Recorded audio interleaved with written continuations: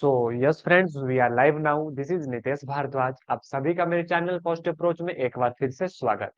जैसा कि आपको पता है, केमिस्ट्री में हाइड्रोजन यूनिट को हम पढ़ रहे थे। ऑलरेडी हाइड्रोजन यूनिट के ऊपर जो है एक क्लास आपकी ले ली गई थी, जिसमें काफी कुछ जो है आपको हाइड्रोजन के बारे में बता दिया था।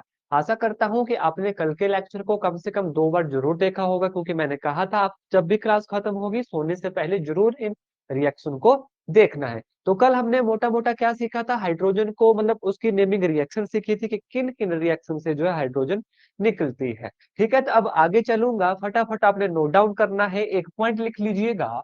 अब नेक्स्ट की पॉइंट इज नोबल गैस। जो हमारे पास नोबल गैसेस होती हैं, NaBlE, जो हमारे पास नोबल गैसेस है, ये डज नॉट फॉर्म हाइड्राइड। यानी नोबल गैसेस हाइड्रोजन के साथ रिएक्ट नहीं करती और ये हाइड्राइड नहीं बनाती है। नोबल गैसेस डज नॉट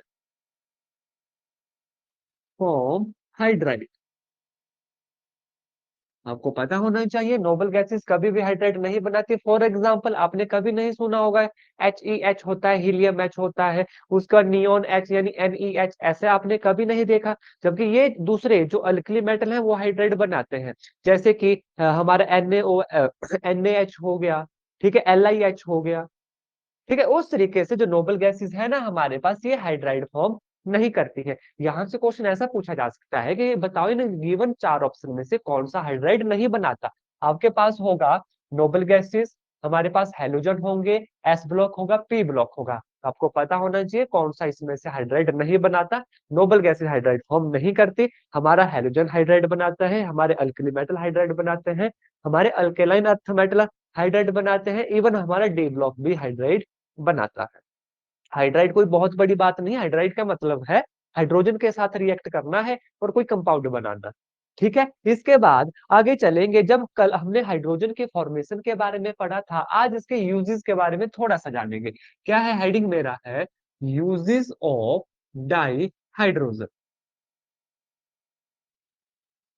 थोड़ा सा इसके यूजेस भी लिख लीजिए। सबसे इंपॉर्टेंट जो यूज है डाई हाइड्रोजन का, वो है हमारा हेबर प्रोसेस के अंदर। ठीक है, हेबर प्रोसेस किस चीज के फॉर्मेशन के लिए थी बताइएगा मुझे। आपको पता होना चाहिए हाइड्रोजन का सबसे ज्यादा यूज होता है, one of the most important process, that is our Haber process. Haber process किस चीज के लिए है? For the formation of ammonia. बिल्कुल ठीक है, आप सभी का answer for the formation of ammonia. क्या था हेबर प्रोसेस, ध्यान से देखिएगा। N2 प्लस H2 ये गिव्स करेगा, ये हमें क्या बनाएगा, हमारे पास बनेगा ammonia in the presence of catalyst. ठीक है, और एट टेम्परेचर, टेम्परेचर होता है 673 kelvin in the presence of catalyst. कौन सा कैटलिस्ट बताओ? दो चीजें बताई थी मैंने, एक कैटलिस्ट होता है, एक पैरामीटर होता है। पैरामीटर मैं बताता हूँ MO। ठीक है, कैटलिस्ट आप बताओ। जी हाँ, इसका जो राइट आंसर है वो होगा iron, in the presence of iron. हमारे पास क्या बनेगा, Fe के प्रेजेंस में हेबर प्रोसेस कंप्लीट होती है। ये नंबर 1 यूज था हमारा किसका, यूजेस ऑफ डाई हाइड्रोजन का। ठीक है, आगे चलेंगे। इसका यूज जो है, डाई हाइड्रोजन का यूज रॉकेट फ्यूल के लिए भी किया जाता है, लिख लीजिएगा।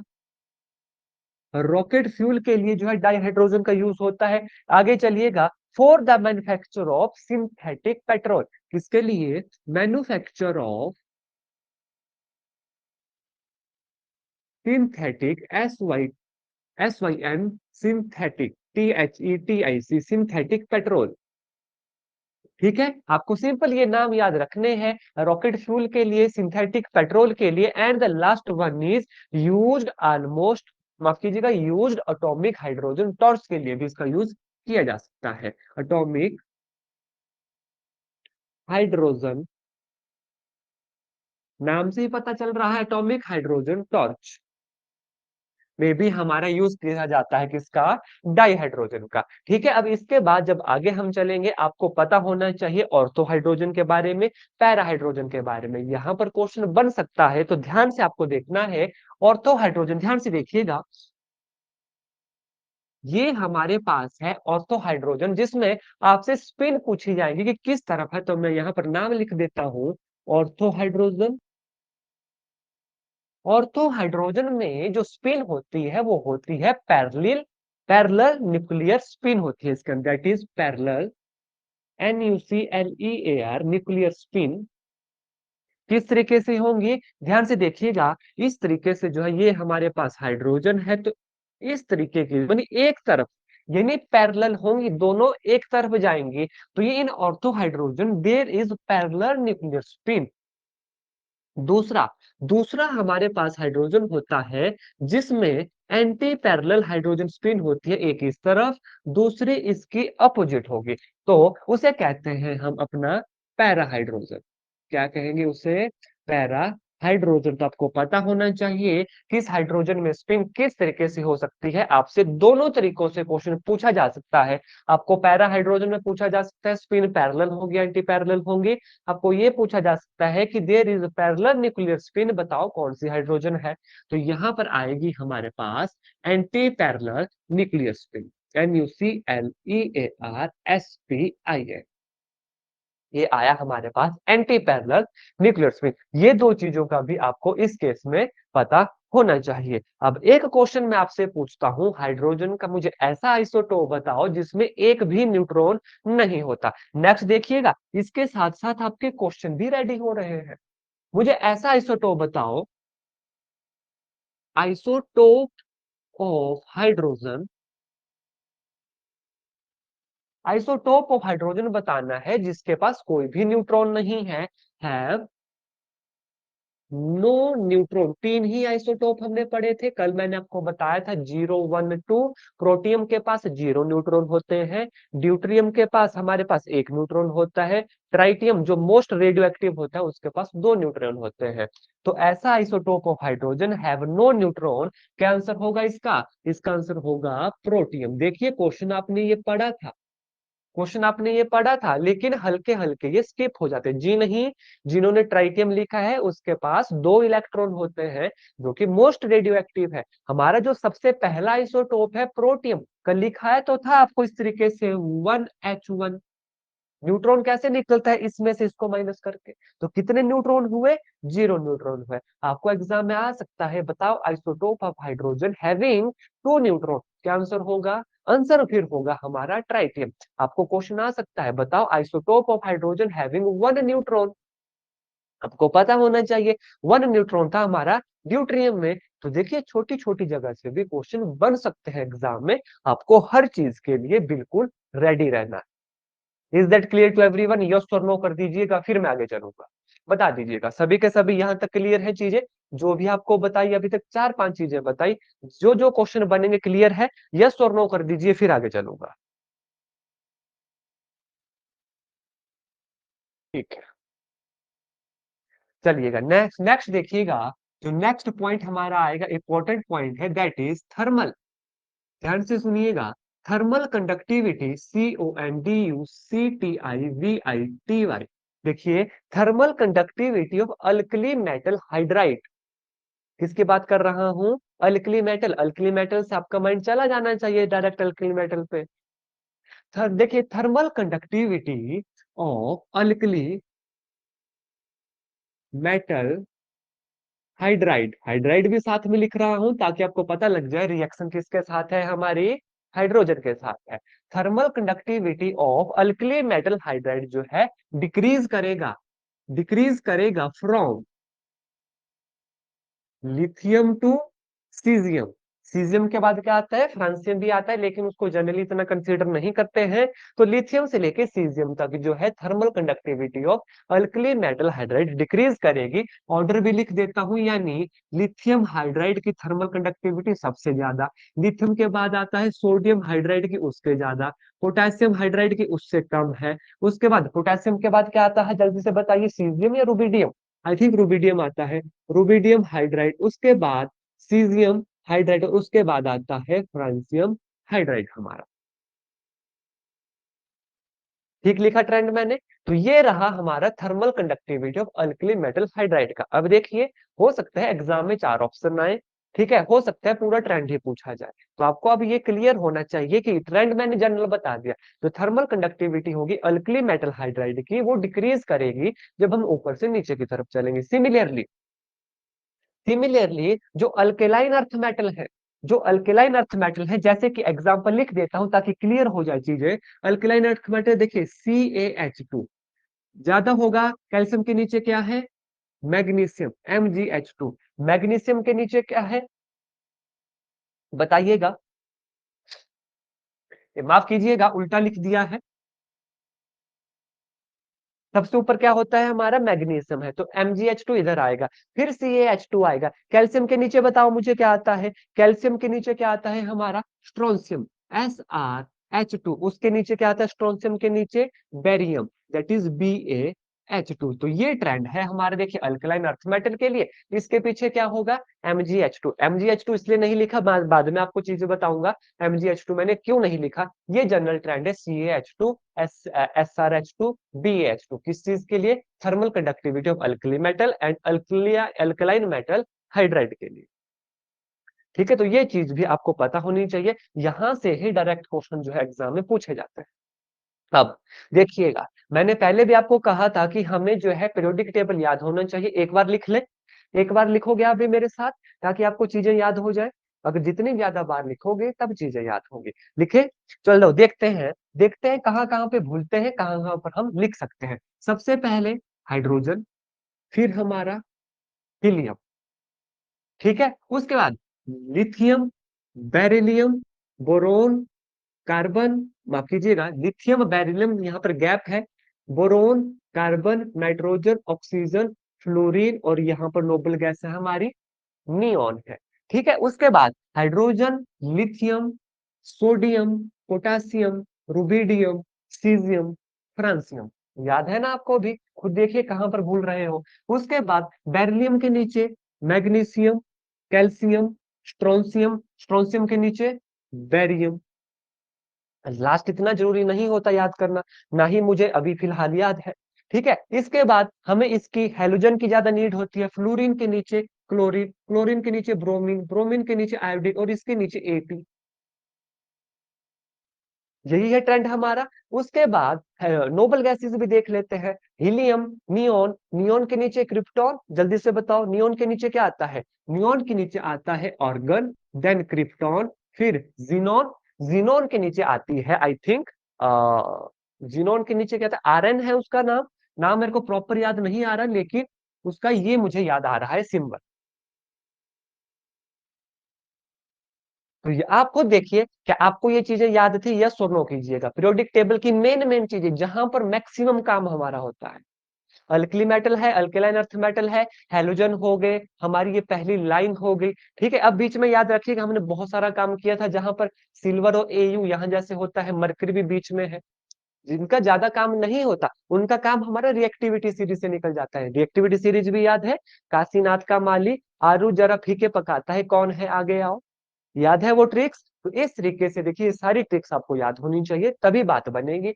अब देखिए, इसका एक एटॉमिक वेट हो गया, नंबर हो गया, दो हो गया, तीन, चार, पांच, छह, सात, आठ, नौ, 10 हो गया। इस तरीके से आप इन्हें जो है नीचे की तरफ भी कैलकुलेट कर सकते हो। मेरा मेन मकसद अभी ये था कि जितनी बार हम लिखेंगे ना, मैं लिखूंगा तो आप भी लिखोगे। मैं चाहता हूं आपको पूरा प्रेडिक्टेबल यहीं पे याद हो जाए, पूरा इन द सेंस जो मेन मेन चीजें हैं हमारी। यहां तक सबने नोट डाउन किया, यस और नो कीजिए, फिर मैं आगे चलूंगा।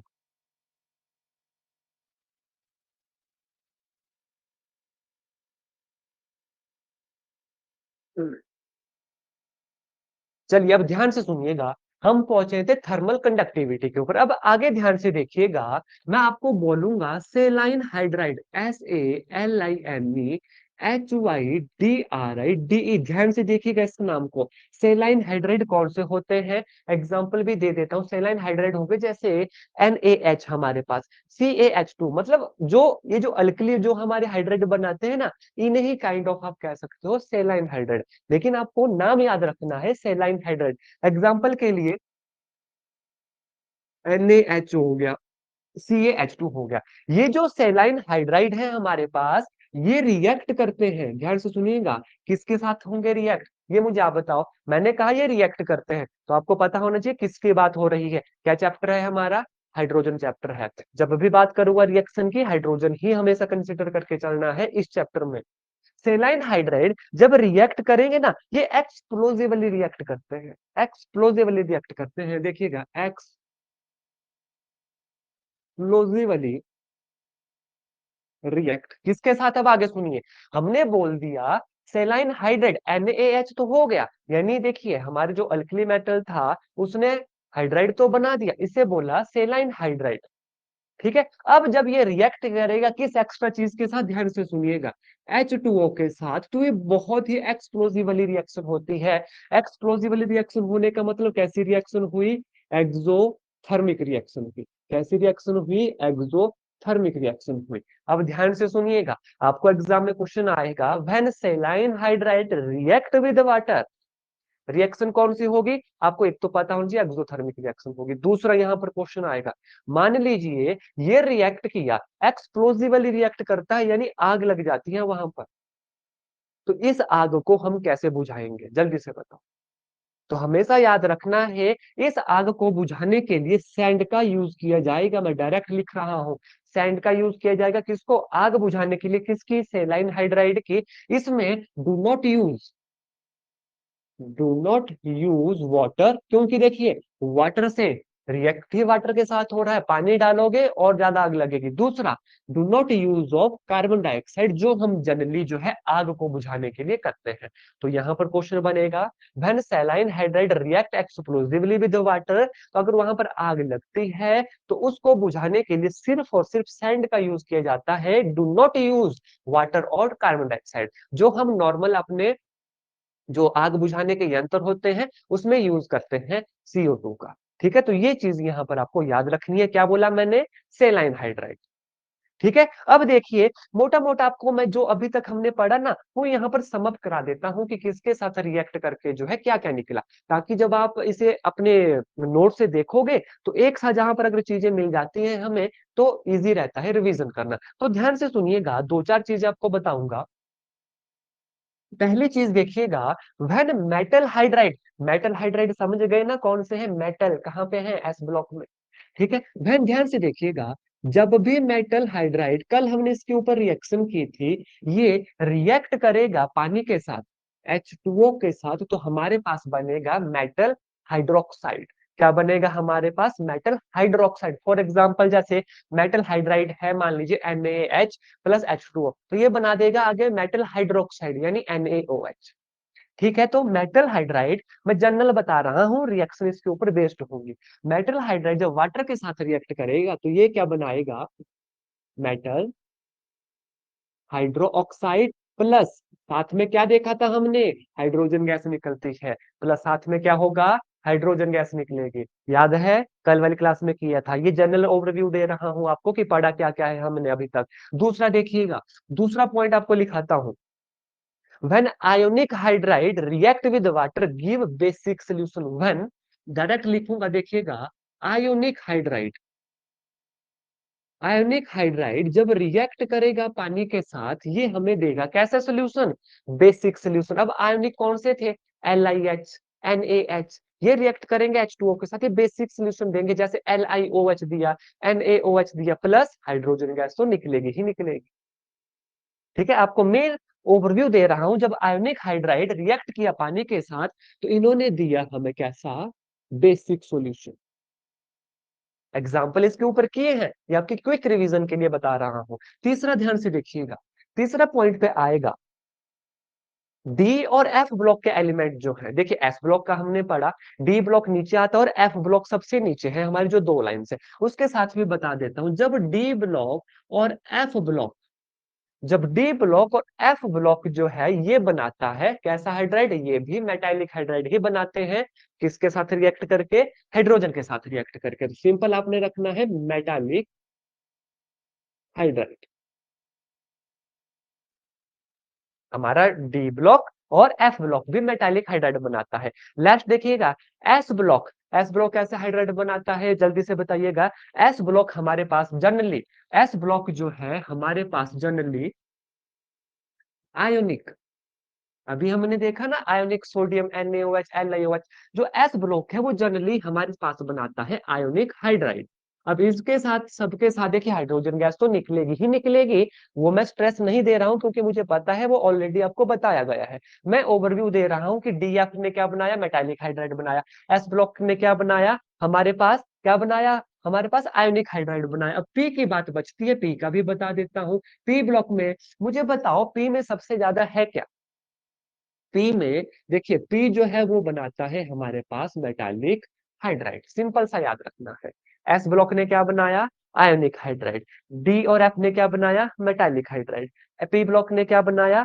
माफ कीजिएगा, माफ कीजिएगा, मेटालिक तो डी और एफ ने बनाया। पी ब्लॉक में थे हमारे पास हैलोजन, जो बनाते हैं कोवेलेंट, COVALENT, कोवेलेंट हाइड्राइड। क्या बनाया उन्होंने? Covalent hydride. यहां पर एक चीज आपको बता देता हूं, एक एक्सेप्शन है यहां पर, ध्यान से सुनिएगा। मैंने आपको बोला कि जो एस ब्लॉक है, एस ब्लॉक में क्या क्या था याद कीजिएगा, lithium, hydrogen, lithium, sodium, potassium, उसके बाद था रुबिडियम, सीजियम, फ्रांसियम। अब तो याद होना चाहिए, कितनी बार रिपीट कर दिया।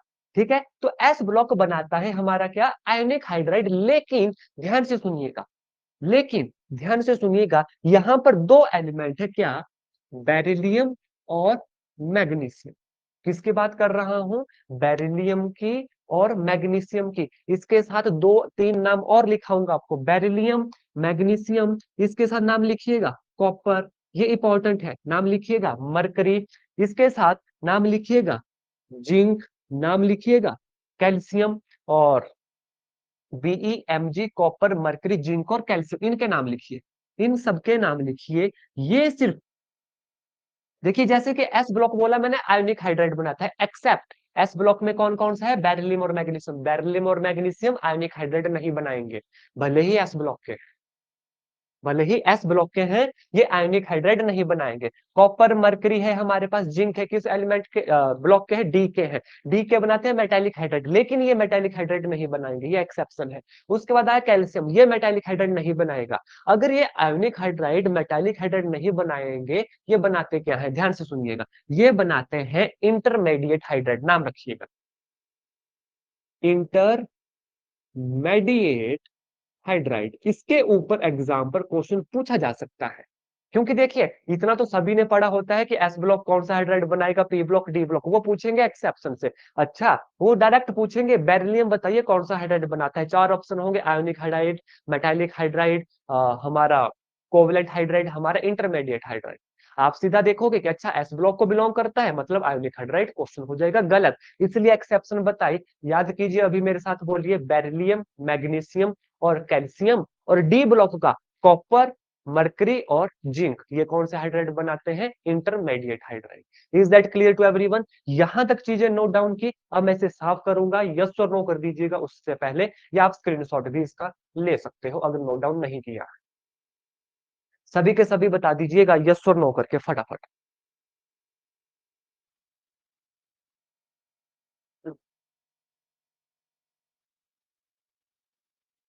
ओके,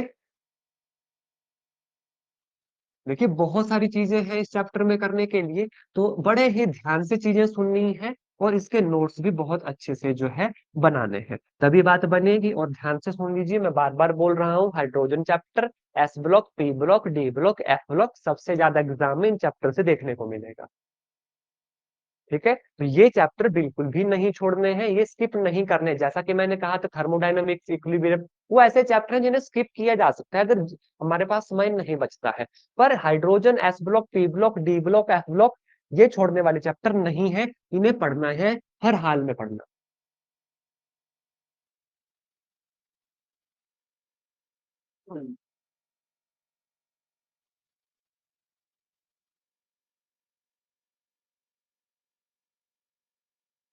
चलिए आगे चलेंगे। अब ध्यान से सुनिएगा, कुछ नाम आपको लिखाऊंगा, उनके ऊपर क्वेश्चन पूछे जा सकते हैं एग्जाम में, आपको पता होना चाहिए। नाम देखिएगा, नाम है हमारे पास LiAl, लिथियम एल्यूमिनियम हाइड्राइड बनेगा इसका, दैट इज H4। क्या नाम हुआ इसका? जैसा कि आपको दिख रहा है, सिंबल से लिख देता हूं, लिथियम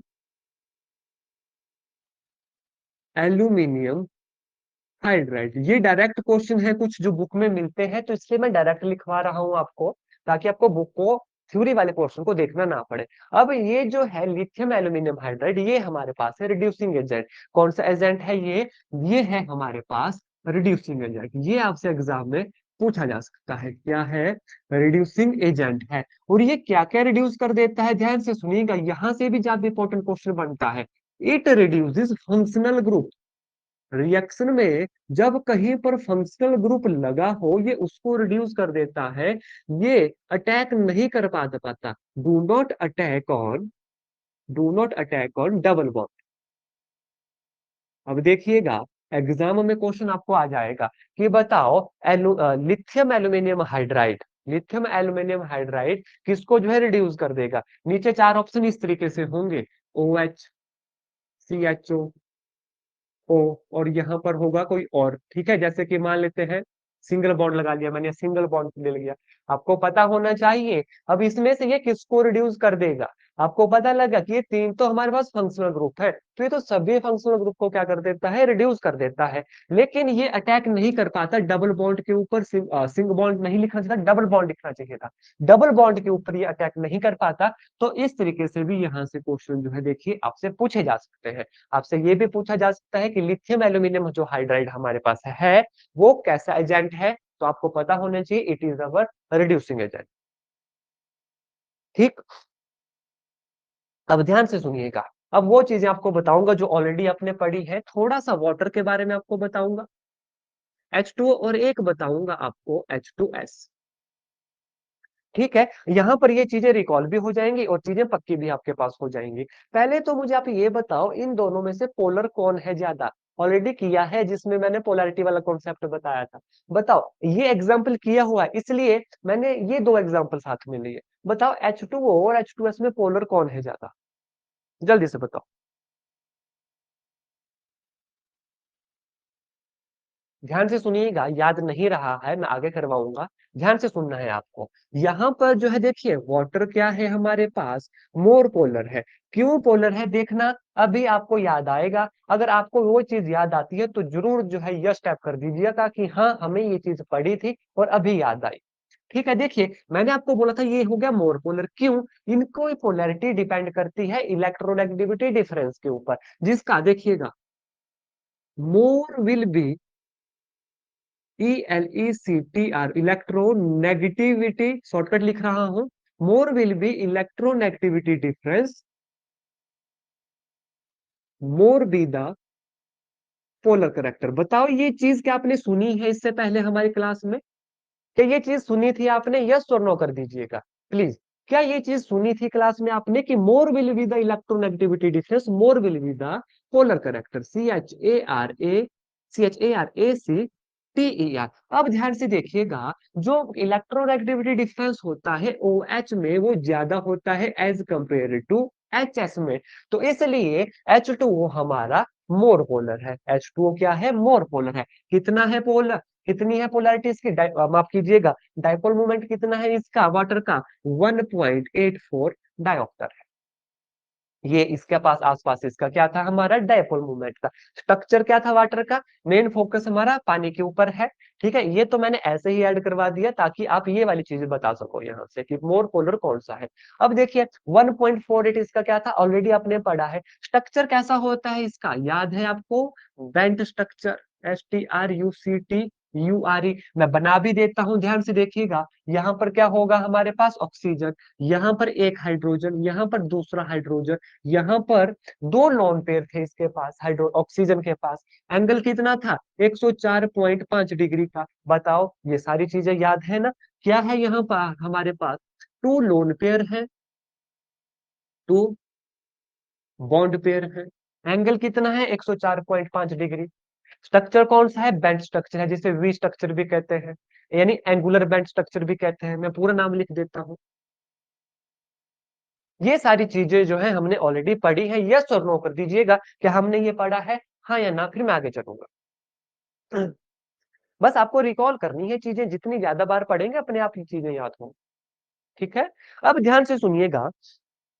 अब इसके बाद आगे चलेंगे, एक चीज आपसे और पूछूंगा मैं, जो वाटर है ना हमारा, वो सबसे बड़ा, मतलब यूनिवर्सल सॉल्वेंट इसे कहते हैं। मैं यहाँ पर लिख देता हूँ, H2O जो है इसे क्या कहते हैं, यूनिवर्सल सॉल्वेंट कहते हैं।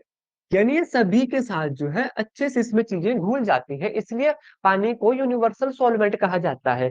तो ये जो पानी है यूनिवर्सल सॉल्वेंट किस बेस पे से कहा जाता है, क्यों, ये आपसे एग्जाम में क्वेश्चन आएगा। ये तो सबको पता है कि यूनिवर्सल सॉल्वेंट होगा, एग्जाम में पूछा जाएगा क्यों, क्या रीजन है इसका यूनिवर्सल सॉल्वेंट होने का, तो आपको पता होना चाहिए पानी के पास होता है हाई डाई इलेक्ट्रिक कांस्टेंट। ये आपका आंसर होना चाहिए उस केस में। हाई डाइलेक्ट्रिक कांस्टेंट होने के साथ जो है हमारा H2O क्या हो जाता है, यूनिवर्सल सॉल्वेंट बनता है, तभी जो है इसमें मैक्सिमम चीजें जो है घुल जाती है। अब ध्यान से सुनिएगा, high boiling boiling point of water कितना होता है, पानी की जब बात कर रहे हैं 200 डिग्री सेल्सियस, जिसे कहते हैं 373 डिग्री केल्विन, मतलब काफी ज्यादा बॉइलिंग पॉइंट है। तो high boiling point of water किस वजह से होगा बताओ, high boiling point of water ये आपको पता होना चाहिए किसकी वजह से होता है, ड्यू टू हाइड्रोजन बॉन्डिंग। किसकी वजह से हो गया, ड्यू टू हाइड्रोजन बॉन्डिंग। तो कहीं से भी देखिए क्वेश्चन आपसे पूछा जा सकता है। अब जब पानी की बात चली है तो आइस को भी लेंगे। आइस को जाने से पहले एक और चीज आपको बता देता हूँ, मैक्सिमम डेंसिटी ऑफ वाटर कितने डिग्री टेम्परेचर पे होती है, ये तो टैट का क्वेश्चन था, आप मुझे बताओगे मैक्सिमम डेंसिटी ऑफ वाटर, जल्दी से बताओ कितने पे होती है।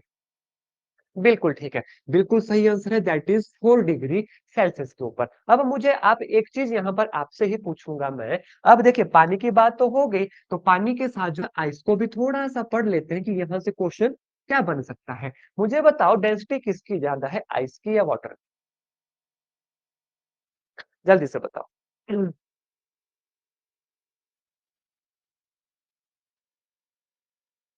बिल्कुल ठीक है, डेंसिटी ऑफ वाटर देखिएगा, density of water is greater than that of ice, क्यों होती है, बिकॉज आइस में जो है ओपन केज स्ट्रक्चर होता है, सिंपल याद रखना है, ओपन केज स्ट्रक्चर होता है। अब इसके बाद एक क्वेश्चन यहाँ से और भी आपसे पूछ सकते हैं कि मान लो दो आइस के क्यूब हैं, उन्हें आपस में एक साथ रखा जाता है, तो ये दो आइस के क्यूब आपस में क्या करेंगे, कंबाइन कर जाएंगे। आपसे पूछा जाएगा बताओ किसकी वजह से कंबाइन हुआ, जल्दी से बताओ। ये दो आइस के क्यूब हैं, आइस, ये आइस है, ये देखिएगा जुड़ जाएंगे एक दूसरे के बाद थोड़े टाइम के बाद, ठीक है, किस वजह से जुड़ेंगे ये बताओ। तो सिंपल सा आपका आंसर होना चाहिए ये कंबाइन होंगे, मैं लिख देता हूं, कंबाइन विद, किसकी वजह से, ड्यू टू हाइड्रोजन बॉन्डिंग। किसकी वजह से कंबाइन होंगे, हाइड्रोजन बॉन्डिंग की वजह से ही दो आइस के क्यूब भी आपस में क्या होंगे, कंबाइन होंगे। देखिए बड़े छोटे छोटे क्वेश्चन थे जो एग्जाम में आपकी काफी हेल्प करेंगे। ठीक है, अब इसके साथ एक और चीज लिख लीजिएगा आप। देखिए जब ज्यादा हो जाएगा ना कंटेंट आपको, तो आप मुझे बता दीजिएगा, फिर हम नेक्स्ट डे करेंगे। अगर आपको लगे कि बहुत ज्यादा हो रहा है कंटेंट, क्योंकि आप देख रहे हो कि एक ही स्क्रीन के ऊपर कितनी सारी चीजें एक साथ आ रही हैं, तो बेझिझक आपको बता देना है जब किसी को भी लगे कि आज कंटेंट ज्यादा हो गया, इतना ही मैं बाद में रिवाइज कर पाऊंगा या कर पाऊंगा।